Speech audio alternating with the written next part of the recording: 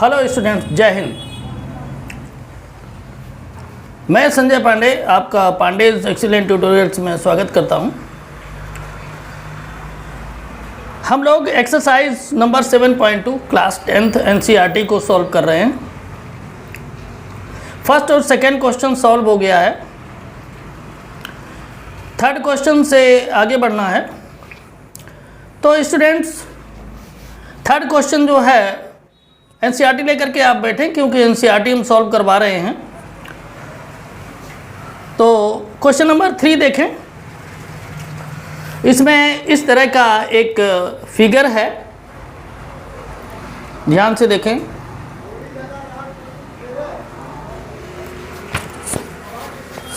इसमें कहा है कि to conduct sports day activity in your rectangular shaped school ground ABCD, lines have been drawn with chalk powder at a distance of 1 meter each.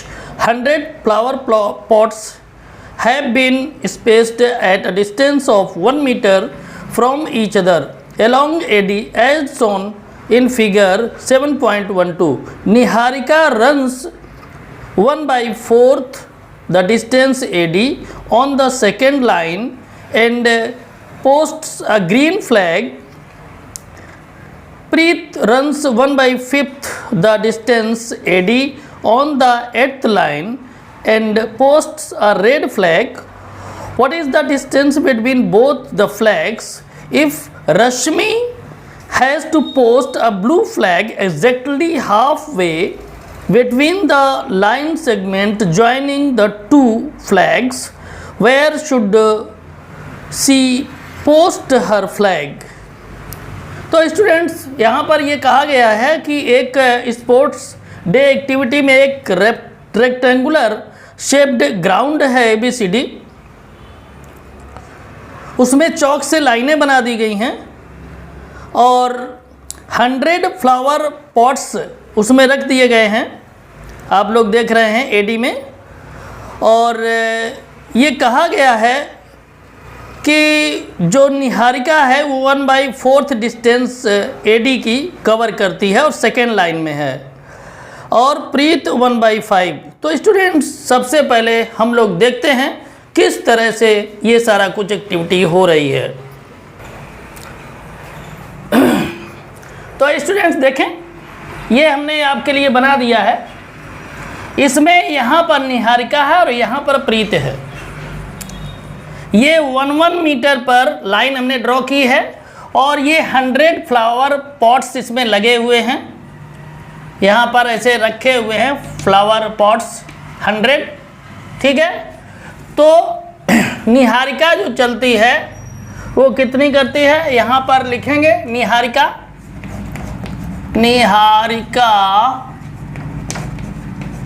Runs कितना 1/4 of AD। According to question यही है, 1/4 of AD। 1/4 into AD कितना है 100। तो 100 को 4 से अगर divide करेंगे तो 25 आ जाएगा ना। इसी तरह से कहा गया है कि प्रीत जो रन करता है, प्रीत रन्स कितना 1/5 of AD। According to question, आपके क्वेश्चन में लिखा हुआ है, तो 1/5 ऑफ की जगह इनटू और AD 100 हो जाएगा। तो यहाँ पर क्या हो जाएगा 100/5, तो डिवाइड करेंगे तो 20 आ जाएगा। क्लियर? अब स्टूडेंट्स, यहाँ पर हम लोग देखते हैं कि इस पॉइंट के कोऑर्डिनेट क्या होंगे। तो कोऑर्डिनेट की कंडीशन ये है कि कोऑर्डिनेट जो होते हैं वो एब्सिसा कॉमा ऑर्डिनेट होते हैं। तो एब्सिसा का मतलब होता है x एक्सेस और ऑर्डिनेट का मतलब होता है y एक्सेस। तो यहाँ के कोऑर्डिनेट क्या होंगे, एब्सिसा आपका है ये 2, क्योंकि 2 पर ही है 2, और ऑर्डिनेट कितना है AD पर कितना चला है वो है ये 25, यानी 2,25 इसके कोऑर्डिनेट हो गए। यहाँ पर हम देखेंगे तो यहाँ पर कंडीशन क्या बनेगी, यहाँ पर कंडीशन ये बनेगी कि 8 पर है, एब्सिसा 8 है तो यहाँ 8 हो जाएगा, कॉमा, और ऑर्डिनेट कितना है वो आपका है 20, तो ये हो जाएगा 20। तो स्टूडेंट्स इस तरह से हम लोगों ने इसके कोऑर्डिनेट फाइंड कर लिए। अब कोऑर्डिनेट फाइंड कर लिए तो डिस्टेंस फार्मूले से हम इसकी डिस्टेंस फाइंड कर लेंगे। कोई प्रॉब्लम नहीं होनी चाहिए, एकदम आसान तरीके से आप लोगों को हम बता रहे हैं। तो स्टूडेंट्स आगे हम लोग डिस्टेंस फार्मूले से कैलकुलेशन कर लेते हैं एनपी की डिस्टेंस। तो देखें एनपी इक्वल टू कितना हो जाएगा, रूट, फार्मूला याद होगा आप लोगों को, x1 minus x2 whole square plus y1 minus y2 whole square. तो स्टूडेंट्स यहाँ पर हम लोग देखते हैं क्या होता है। तो x1 माइनस x2 का मतलब क्या हो जाएगा, ये x1 है ये x2 है, यानी हो जाएगा 2 minus 8 whole square plus y1 minus y2, तो हो जाएगा y1 है 25 और y2 हो जाएगा 20 होल स्क्वायर। अब देखिए ये हो जाएगा 2 माइनस 8 तो माइनस 6 का होल स्क्वायर हो जाएगा, और यहाँ 25 माइनस 20 तो ये हो जाएगा 5 का स्क्वायर कर देते हैं, तो ये आपका आ जाएगा 36 और यहाँ पर आ जाएगा 25। दोनों को ऐड करेंगे तो कितना हो जाएगा, दोनों को ऐड करने पर ये आ जाएगा 61। देखिए 61 ही आएगा ना, 61 आ जाएगा। तो स्टूडेंट्स यहाँ पर आपसे पूछा गया है कि जो डिस्टेंस है इन दोनों लोग बीच की, कहा गया कि what is the distance between both flags, मतलब इसके बीच की डिस्टेंस कितनी है, निहारिका और प्रीत के फ्लैग्स के बीच की डिस्टेंस कितनी है, वो इतनी है। तो पहला आंसर आपका निकल आया। अब इसके बाद में आपसे क्या पूछा गया है, कहा है कि एक रश्मि लड़की है, वो यहाँ पर कहीं अगर देखें तो ये कितना हो जाएगा 1 2 3 4 5 6, वो कहीं यहाँ पर है ना, इस जगह कहीं पर है, उसने अपना एक झंडा गाड़ दिया है रश्मि को आर से हम डिनोट कर दे रहे हैं, ठीक है। तो यहाँ पर जो है रश्मि है और उसने भी एक फ्लैग लगाया हुआ है, कहा गया है कि उसके जो कोऑर्डिनेट हैं वो कितने होंगे।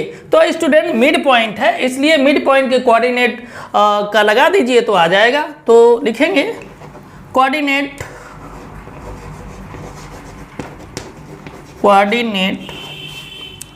ऑफ पॉइंट आर क्या हो जाएंगे, ये हो जाएगा मिड पॉइंट के कोऑर्डिनेट का फार्मूला होता है x1 plus x2 by 2 comma y1 plus y2 by 2, ये होता है मिड पॉइंट के कोऑर्डिनेट निकालने का फार्मूला। तो स्टूडेंट्स इसमें रख देंगे वैल्यू,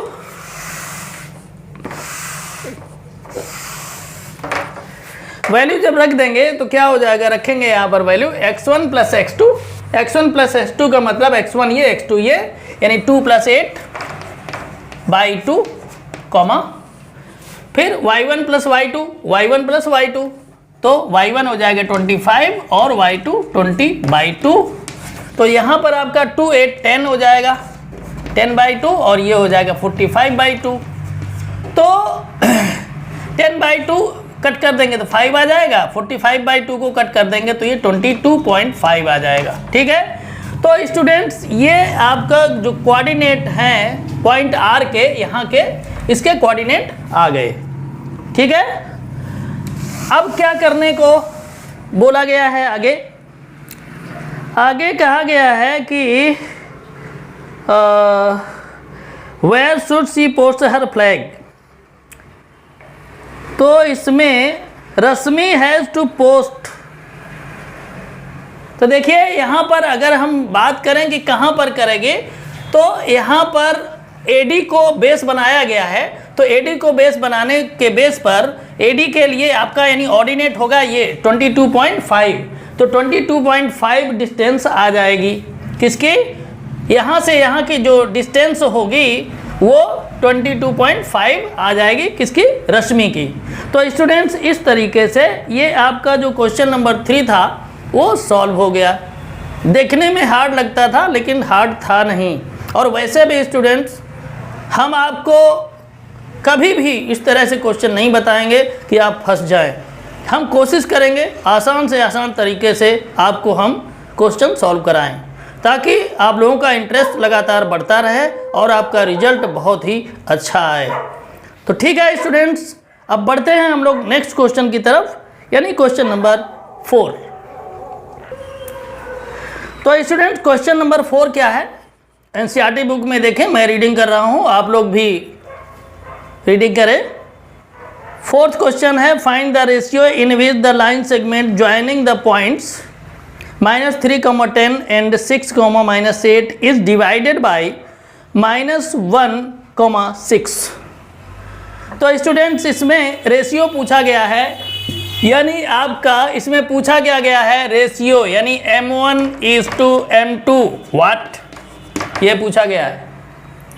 ठीक है, और क्या पूछा गया है, बस यही पूछा गया और कुछ नहीं। इसके बाद में 2 पॉइंट हैं, देखिए हम आपको बना दे रहे हैं यहाँ पर, ये 2 पॉइंट है, एक P है एक Q पॉइंट है। ठीक है, और तो P पॉइंट के कोऑर्डिनेट इसमें गिवन है -3, 10 और Q पॉइंट के कोऑर्डिनेट भी गिवन है 6, -8। ठीक है, ये हैं। यहाँ पर कोई एक डिवाइडिंग पॉइंट R है, उसके भी कोऑर्डिनेट गिवन है -1, 6। अब स्टूडेंट्स इसमें आप देखें जो ये गिवन है, इसमें आपको M1 और M2 का जो रेशियो है वो निकालना है, कितना आएगा। तो इसके लिए सिंपल सी बात है कि आपको पूरा सेक्शन फार्मूला लगाने की कोई ज़रूरत नहीं है। आप इसमें क्या करें, हमने लिखवाया था सेक्शन फार्मूला, तब आप देखिए ऊपर हमने लिखवाया था x = M1x2 + M2x1 upon M1 + M2। आप चाहें तो इसको लगा सकते हैं, या हमने और लिखवाया था y = M1y2 + M2y1 upon M1 + M2, इसको लगा दें। 2 में से एक कोई भी लगाइए, आपका रेशियो निकल आएगा। ठीक है, रेशियो निकलने में कोई प्रॉब्लम नहीं। देखिए स्टूडेंट्स हम लोग एक ही लगाते हैं, देखिए हो जाएगा x = M1x2 + M2x1 upon M1 + M2। ठीक है, अब देखिए वैल्यू रख देते हैं। ये आपकी वैल्यू जो होगी, ये x की वैल्यू है और ये y की वैल्यू है, ये x1 है, ये y1 है, और ये x2 है और ये y2 है। ठीक है, तो कंफ्यूज ना हो। तो देखिए x कितना हो जाएगा यहाँ पर, ये -1, तो -1 = M1 आपको दिया नहीं है और x2 आपका है, यहाँ पर अगर देखें x2 कितना है 6 प्लस M2 ऐसे ही रख देंगे, और x1 कितना है -3 अपॉन M1 + M2। ठीक है, अब देखिए क्या हो जाएगा, मल्टीप्लाई कर लेंगे। सबसे पहले एक काम करेंगे कि क्रॉस मल्टीप्लिकेशन डायरेक्ट कर लीजिए आप लोग। तो क्या हो जाएगा, ये हो जाएगा, सीधा इसको ऐसे लिख लेंगे मल्टीप्लाई करके, 6M1 प्लस नहीं है माइनस हो जाएगा, ये प्लस है ये माइनस है, मल्टीप्लाई होगा तो माइनस हो जाएगा, 3M2 = -1 में इधर मल्टीप्लाई इसका करेंगे तो हो जाएगा -M1 - M2। ठीक है, अब देखिए M1 को लेफ्ट में लाते हैं और M2 को ले जाते हैं राइट में, तो हो जाएगा 6M1 + M1 = -M2 + 3M2। यहाँ पर देखें क्या हो जाएगा, ये 6M1 और 1M1 मिलकर के 7M1 हो जाएगा। 7M1 = यहाँ हो जाएगा 3 - 1 यानी 2M2। स्टूडेंट्स आगे इसको सॉल्व करेंगे तो ये हो जाएगा M1 और M2 को राइट से इधर लाएंगे तो डिवाइड में आ जाएगा, M2 हो जाएगा M1 अपॉन M2 = 2 ऐसे ही रहेगा, और ये जो 7 है लेफ्ट में वो चला जाएगा किसमें, डिवाइड में, ये हो जाएगा 7। यानी स्टूडेंट्स रेशियो आ गया M1:M2 = 2:7, यही आपका रेशियो हो गया। तो स्टूडेंट्स इस तरीके से इसको कर लेना है, कोई कैलकुलेशन बहुत बड़ा इशू नहीं है ना, इसको कर लेंगे बड़ी आसानी से हो जाएगा। हमने एक एक आपको स्टेप अच्छे से बताया है, कोई स्टेप हमने हिडन नहीं रखा है, ठीक है। तो इस वजह से कितना भी आप कमज़ोर हो, कितना भी बेसिक आपका गड़बड़ हो, नहीं ठीक है, उसके बाद भी आप क्वेश्चन सॉल्व कर लेंगे, हमें पूरा भरोसा है, ठीक है स्टूडेंट्स। तो बढ़ते हैं आगे और देखते हैं नेक्स्ट क्वेश्चन। तो स्टूडेंट्स हम लोग देखते हैं क्वेश्चन नंबर 5। क्वेश्चन नंबर 5 क्या है, मैं रीडिंग कर देता हूं, आप लोग भी देखें एनसीईआरटी में। क्वेश्चन नंबर 5 है, find the ratio in which the line segment joining point A 1,-5 and B -4,5 is divided by X axis. Also find the coordinates of the point of division. तो स्टूडेंट्स इसमें भी आपको सबसे पहले क्या कहा गया है कि आप इसका जो निकालना है वो रेशियो निकालना है आपको, ठीक है। और रेशियो निकालने के बाद जो डिवाइडिंग पॉइंट है उसके कोऑर्डिनेट भी निकालने हैं। तो स्टूडेंट देखें, मान लो ये एक इस तरह से कोई दो पॉइंट गिवन है आपके। फर्स्ट पॉइंट के कोऑर्डिनेट हैं 1,-5 और सेकेंड के कोऑर्डिनेट हैं -4,5, ठीक है। यहाँ पर कहीं एक डिवाइडिंग पॉइंट है और कहा गया है, मान लो ये P है और इसको कहा गया है कि ये x एक्सिस पर है। कहाँ है? x एक्सिस पर। तो स्टूडेंट्स यहाँ पर अगर x एक्सिस पर है तो x एक्सिस में ऑर्डिनेट आपका 0 होता है, याद रखें। x एक्सिस पर कहीं भी कोई भी पॉइंट होगा तो उसमें ऑर्डिनेट आपका 0 हो जाएगा, ठीक है। अब देखिए यहाँ रेशियो निकालना है स्टूडेंट्स, तो आपको ये पता है कि ये x1 y1 हो जाएगा, ये x2 y2 हो जाएगा।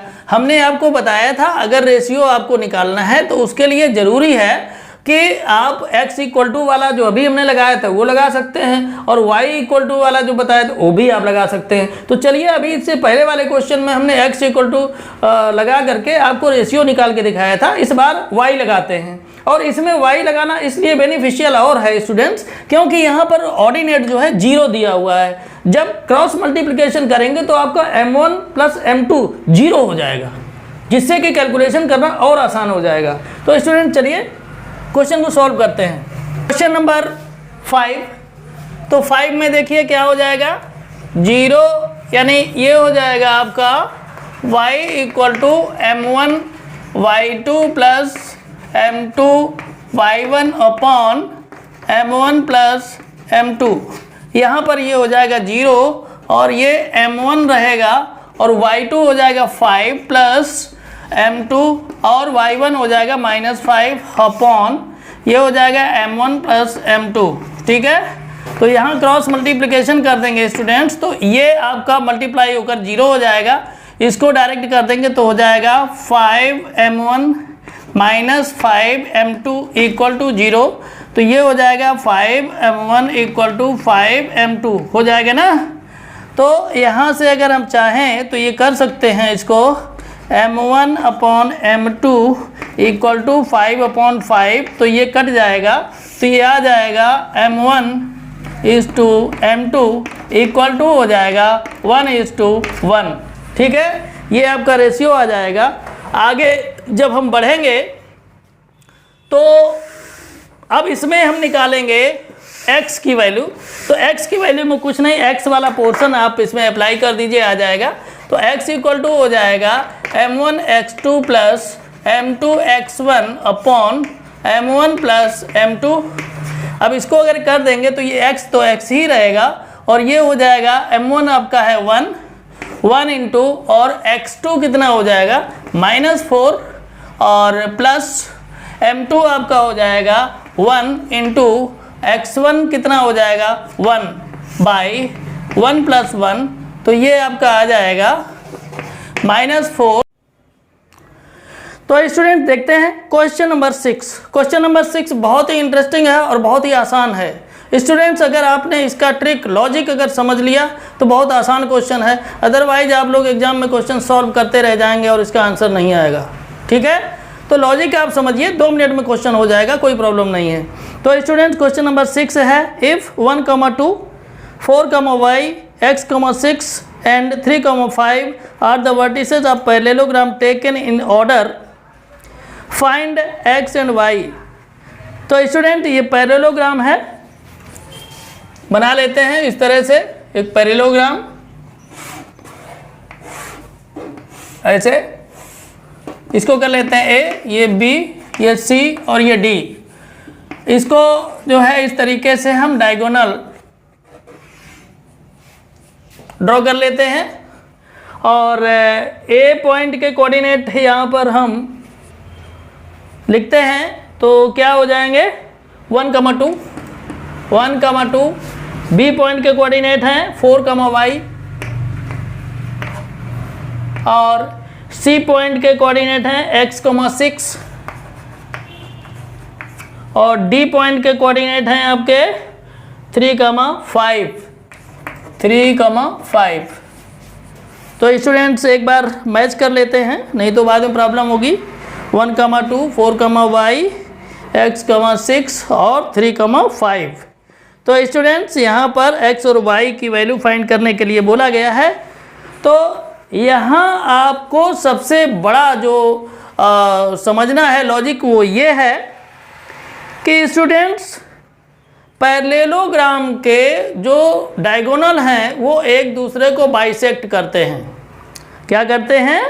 पैरेललोग्राम के डायगोनल एक दूसरे को बाइसेक्ट करते हैं, मतलब 2 इक्वल पार्ट में डिवाइड करते हैं। तो ये जो पॉइंट है वो डायगोनल BD और AC दोनों का ही मिड पॉइंट है। इसलिए हम क्या करेंगे, मिड पॉइंट के जो फार्मूले हैं वो हम लगा देंगे और लगाने के बाद में बड़ी आसानी से x और y की वैल्यू आ जाएगी। तो चलिए देखते हैं, मिड पॉइंट के लिए लगाते हैं। तो यहाँ लिखेंगे mid point of AC equal to mid point of BD। ठीक है, तो देखिए AC के लिए क्या कंडीशन आ जाए, वही होगा स्टूडेंट्स। हमने आप लोगों को बताया था मिड पॉइंट के कोऑर्डिनेट के लिए फार्मूला क्या होता है, x1 प्लस x2 बाई 2 और y1 प्लस y2 बाई 2। ये फार्मूला मिड पॉइंट के लिए होता है। हम साइड में लिख दे रहे हैं आपको अगर प्रॉब्लम होगी। तो AC के लिए अगर देखेंगे, AC के लिए तो यहाँ क्या हो जाएगा 1 plus x by 2, 1 plus x by 2 comma फिर क्या हो जाएगा y1 plus y2 by 2, 2 plus 6 by 2, 2 plus 6 by 2 और इक्वल टू, अब हम आएंगे किसमें, BD में, इसमें आ जाएंगे।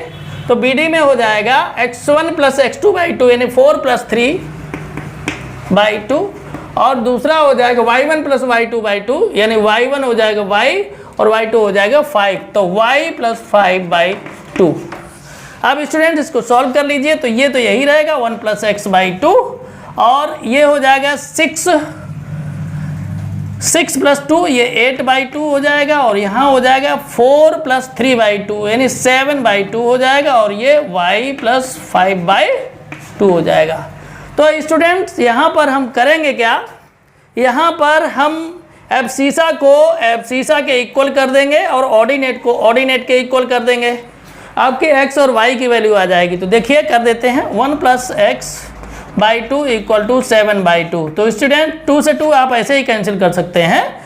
तो ये आपका आ जाएगा 1 प्लस एक्स इक्वल टू 7 यानी x इक्वल टू हो जाएगा 7 माइनस 1 इक्वल टू 6। तो x की वैल्यू स्टूडेंट्स आ जाएगी 6। इसी तरह से अगर हम चलें y के लिए, तो y की वैल्यू हम फाइंड करेंगे। तो देखिए क्या हो जाएगा, ऑर्डिनेट को इक्वल कर देते हैं यानी 8 by 2 equal to y plus 5 by 2। 2 से 2 ही कैंसिल आउट कर दीजिए। अब ये हो जाएगा 8 इक्वल टू y प्लस 5, तो y इक्वल टू हो जाएगा 8 माइनस 5 इक्वल टू 3। तो स्टूडेंट्स इस तरीके से x की वैल्यू 6 आ जाएगी और y की वैल्यू 3 आ जाएगी। देखिए कितनी आसानी से क्वेश्चन सॉल्व हो गया।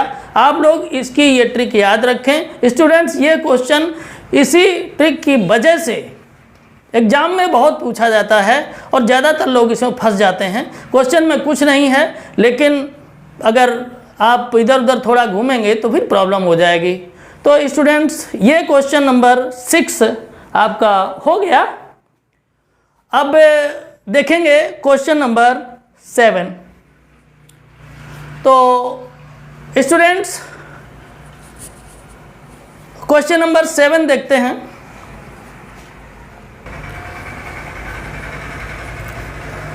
स्टूडेंट्स क्वेश्चन नंबर 7 है find the coordinates of point A where A B is the diameter of a circle whose center is 2, -3 and b is 1, 4।